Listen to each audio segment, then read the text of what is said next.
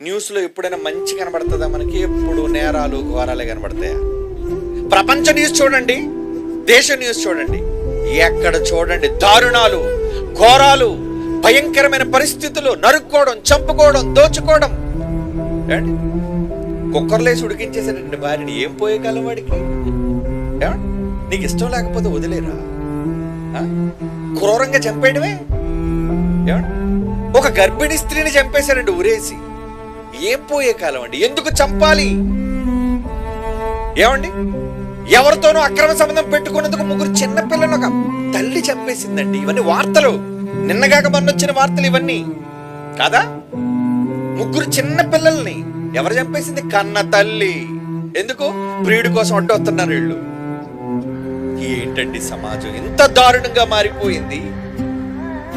సమాజంలో అక్రమాలు, అన్యాయాలు పెరిగిపోతున్నాయి, దారుణాలు పెరిగిపోతున్నాయి.